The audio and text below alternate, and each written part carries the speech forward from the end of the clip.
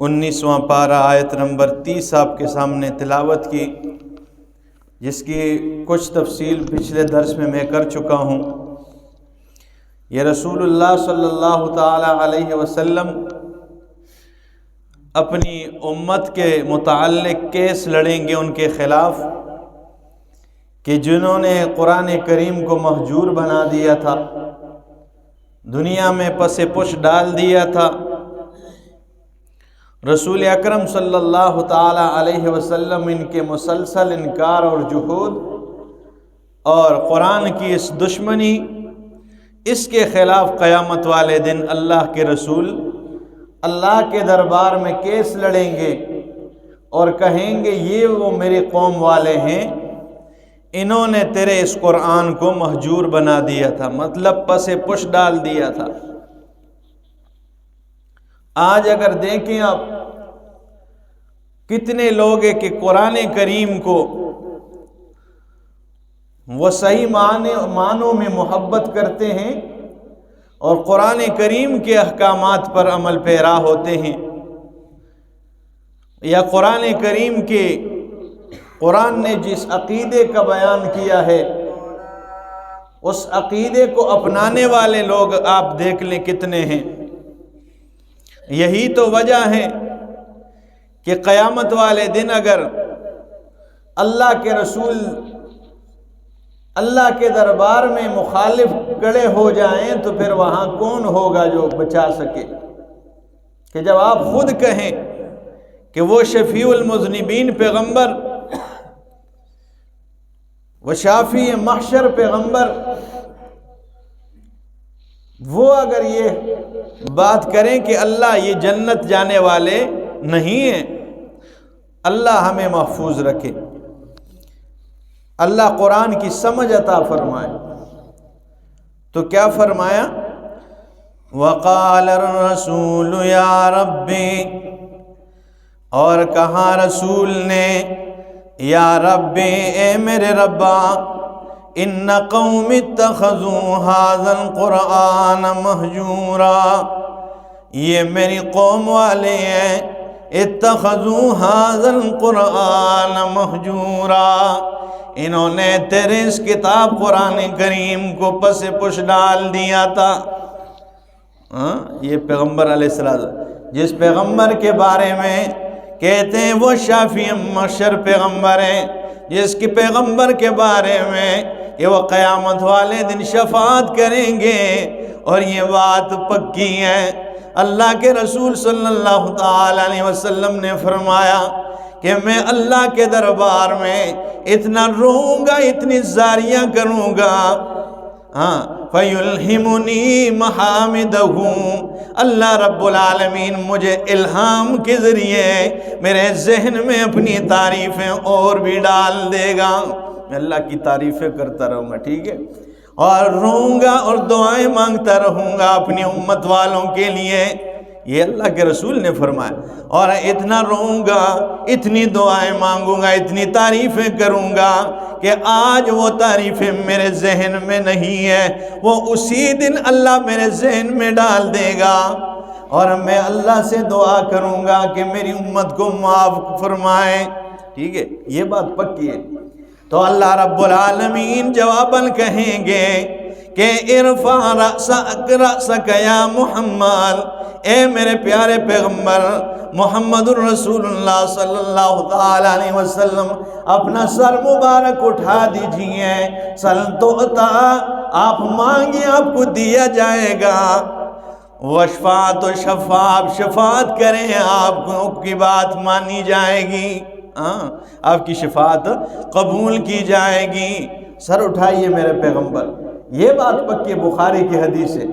لیکن یہ بات بھی قرآن کریم کے اندر ہے۔ اگر جہاں پر آپ شفاعت کریں گے وہاں پر قرآن کی دشمنوں کے خلاف اللہ کے رسول کیس لڑیں گے اور کہیں گے وقال الرسول کہے گا رسول یا رب ان قوم اتخذوا ھذا القرآن مہجورا، وہاں پر کچھ لوگ آ جائیں گے، اللہ کے رسول فرمائیں گے اے میرے اللہ میں مانتا ہوں یہ میری امت والے ہیں، میں مانتا ہوں یہ میرے قوم والے ہیں، لیکن دنیا میں انہوں نے قرآن کی دشمنی میں کوئی کسر نہیں چھوڑی ہے، دنیا میں انہوں نے قرآن کی مخالفت کی ہے۔ آج اللہ میں یہ التجا کرتا ہوں کہ یہ جنت میں جانے والے نہیں ہیں، ان کا اصل ٹھکانہ جہنمی ہے، ٹھیک ہے نا، یہ جہنم میں جانے والے لوگ ہیں، ٹھیک ہے، انہوں نے تیرے قرآن کی دشمنی کی۔ آج دیکھ لے دنیا میں علماء کرام مفسرین فرماتے ہیں مہجورہ کا مطلب یہ بھی ہے، ٹھیک ہے نا، علامہ ابن کثیر رحمہ اللہ نے بھی ذکر کیا کہ بے شک بندہ قرآن کریم کو وہ ریشم کے کپڑوں میں لپیٹ کے الماری میں رکھ لے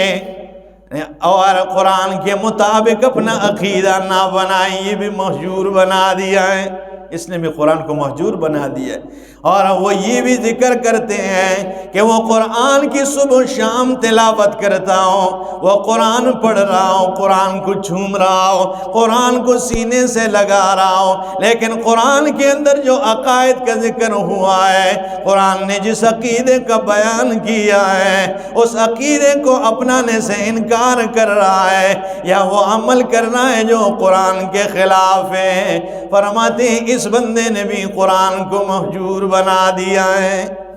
ٹھیک ہے، یہ کوئی آسان بات نہیں ہے، ٹھیک ہے، صبح شام تلاوت کرتا رہے، ٹھیک ہے، اور قرآن کو ریشم کے کپڑوں میں سونے کے صندوق میں بند کر دے، الماری میں رکھے اوپر، ٹھیک ہے،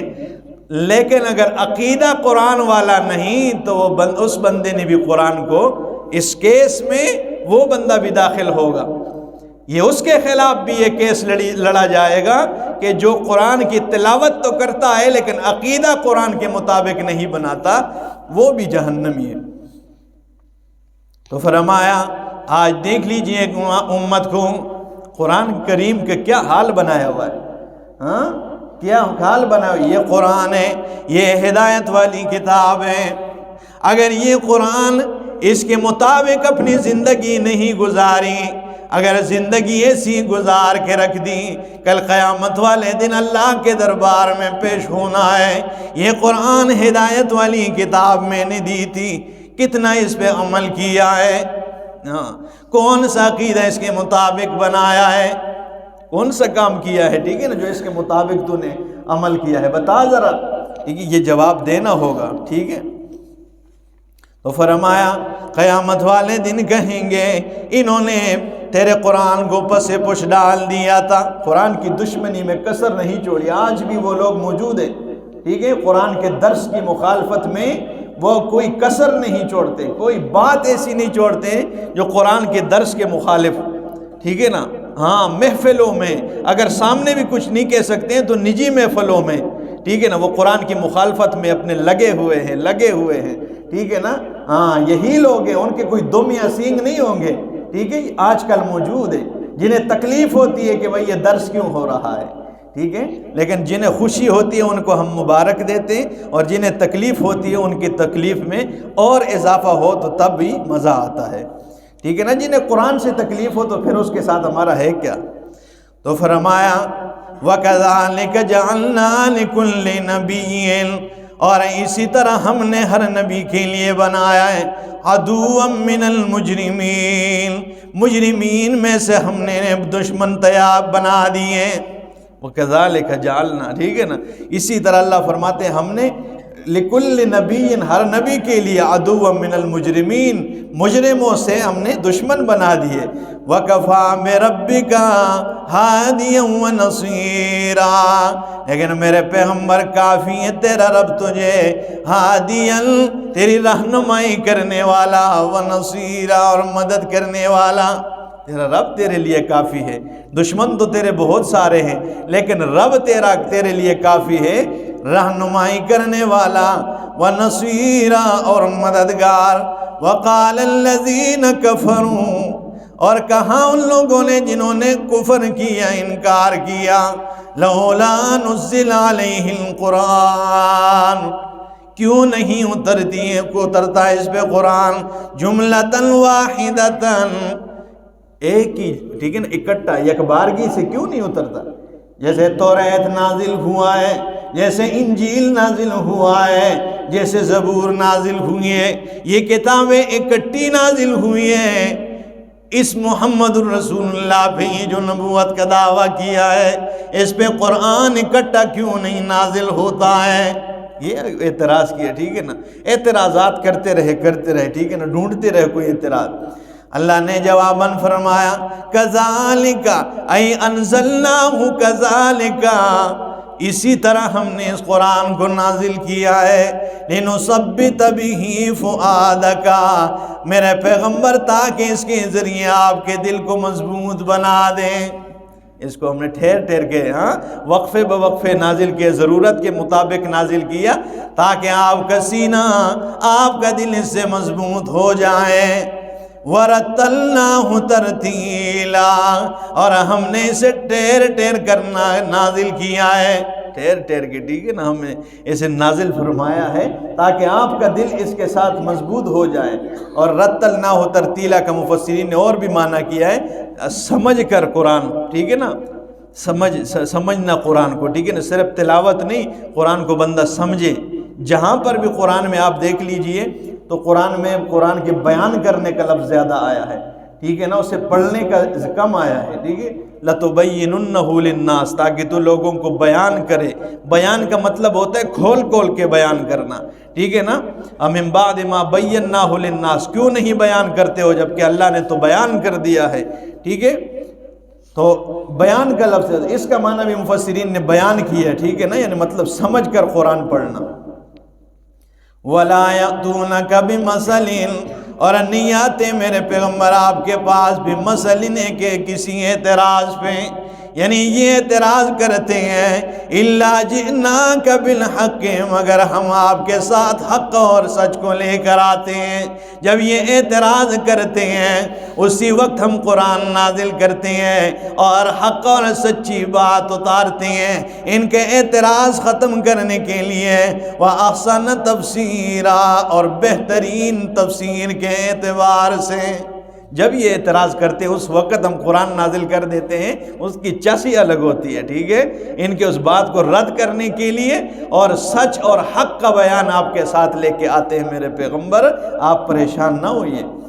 الذین یحشرون علی وجوہہم الی جہنم، اور بے شک وہ لوگ یحشرون علی وجوہہم کہ جنہیں جمع کیا جائے گا، جنہیں ہانک کے لے جایا جائے گا، علی وجوہہم چہروں کے بل، الی جہنم جنہیں الٹے کر کے جہنم کی طرف لے کے جایا جائے گا۔ وہ لوگ اللہ فرماتے ہیں اولئک، یہی لوگ ہیں، شر مکانا، یہ بہت برے مکان کے اعتبار سے، وَأَضَلُّ سَبِيلًا، اور بہت ہی گمراہ راستے کے اعتبار سے، اور بھٹکے ہوئے ہیں، گمراہ ہیں راستے کے اعتبار سے۔ وہ لوگ، یہی لوگ ہیں، کون لوگ ہیں، ٹھیک ہے نا، جنہوں نے قرآن کو پس پش ڈال دیا ہے، جنہوں نے قرآن کے مطابق اپنا عقیدہ نہیں بنایا ہے، جنہوں نے قرآن کے مطابق اپنی زندگی گزارنے کی کوشش ہی نہیں کی، ان لوگوں کو اللہ فرماتے ہیں یہی لوگ ہیں، ٹھیک ہے نا، کہ جنہیں ہانک کر جہنم کی طرف لے کے جایا جائے گا اور چہروں کے بل لے کے جایا جائے گا۔ یہ بہت اللہ فرماتے ہیں مکان کے اعتبار سے برے ہیں اور بہت ہی گمراہ ہیں راستے کے اعتبار سے۔ بس رکوع ختم کر دیا، انشاءاللہ اگلے اور حضرت موسیٰ علیہ السلام کے متعلق ہم رات کو 1 بجے کے بعد آئے، تقریباً 2 بجے کے آس پاس، تو آج دل نہیں کر رہا تھا لیکن یہ کہ میں نے کہا چھٹی نہ ہو درس میں۔ اللہ ہمیں سمجھنے کی توفیق عطا فرمائے۔